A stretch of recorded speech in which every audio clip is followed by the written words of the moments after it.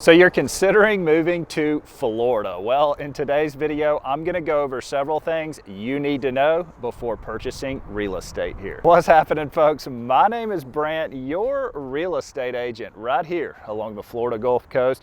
And I have lived here now for 40 years. And I'm very familiar with just about every city along the Florida Gulf Coast. And we're doing a lot of real estate deals right now here in the state of Florida. And so I wanna go over some things with you that might help prevent some pain and heartache during your real estate transaction and your move if you are considering purchasing property here. So let's get started with number one, and I see this happen a lot. Have you ever purchased something and it said, please read these terms and agreements, and there's like 4 pages long, and then it says click accept, and every single time all of us just like scroll right through and click accept. Don't do that when you're reading the HOA documents. Number one would be know the HOA documents inside and out here in the state of Florida, and here is why. In the state of Florida, an HOA can actually foreclose on your home if you're not following the agreement or if you're not paying your dues. So here's what I don't want to happen. I don't want you to purchase a house, get all excited about it, move into that house, take your brand new boat, park it in the backyard, and then get fined the next day, because that stuff happens all the time.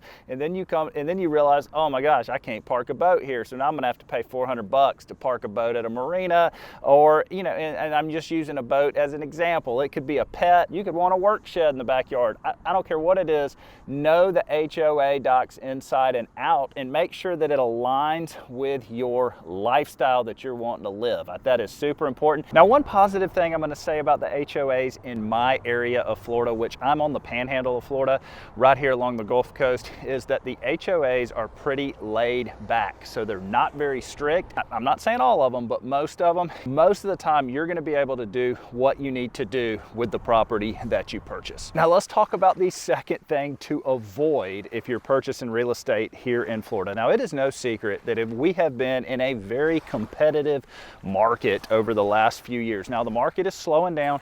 Houses are staying on the market longer. However, when you are in a competitive market, the agents try to persuade the buyers to offer certain incentives to the sellers so that the seller will accept their offer over another buyer's offer. And one of those incentives is to skip home inspections. Now, this usually only happens with a cash deal, but if your agent is telling you to not get a home inspection, that to me is a red flag. Let me tell you a quick horror story of a time when this happened. Now, it didn't happen with me, it happened with another agent, but they had a cash buyer. The agent convinced the cash buyer to not have an inspection period in order to entice the seller to accept their offer. The seller ended up accepting their offer. They go under contract. They did not have an inspection period. They had a quick close. Now, how the agent was able to convince this buyer to do that was the agent was like, man, the house is in great shape. It was one of those houses that had been remodeled, kind of like lipstick on a pig remodeled, I guess, but it had been remodeled. The agent was somehow able to convince the buyer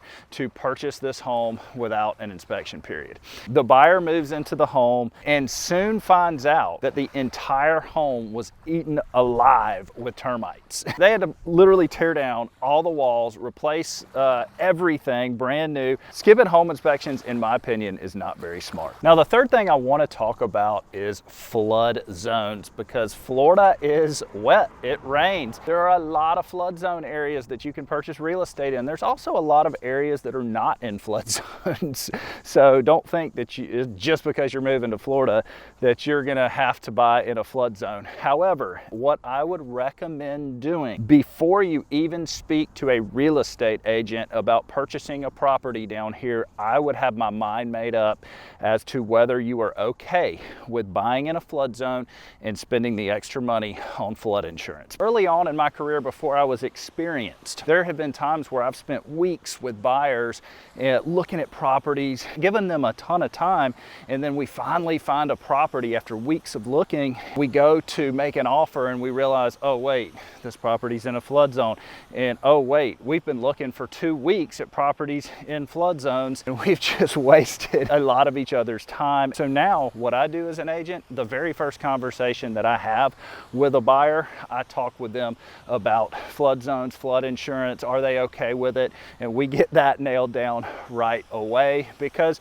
we don't want any surprises later on in the deal. And if you do decide to purchase property in a flood zone, which is perfectly normal, lots of people do, my advice to you would be to do a lot of research on the past history of the home, and then just look at the maps and the surrounding areas, make sure there's proper drain off, proper water retention ponds. And if you do your research with your agent, make sure your agent is also doing that research. Do your due diligence, you should be okay. It sure is a beautiful day out here today on Pensacola Beach. Look at that emerald green water, beautiful white sand. If you do need any help at all purchasing real estate here along the Florida Gulf Coast, do not hesitate to reach out to me.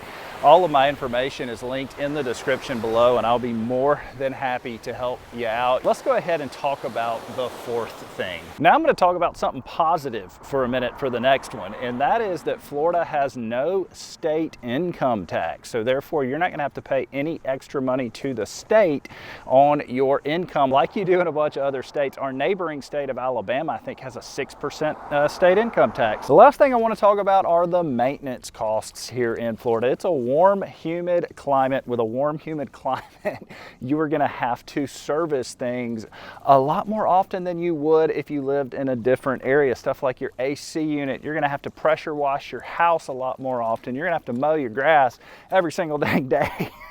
And you're going to have to mow your grass year round. So there are a lot of maintenance costs involved with owning a home down here. So just know that prior to making you move, just so there aren't any surprises. And again, this is something that your agent should go over with you prior to making an offer on a home. All of this should be outlined up front in the beginning, because good communication, in my opinion, is the #1 thing that makes a real estate deal run smoothly. Folks, if you enjoyed that video, shoot me a big thumbs up.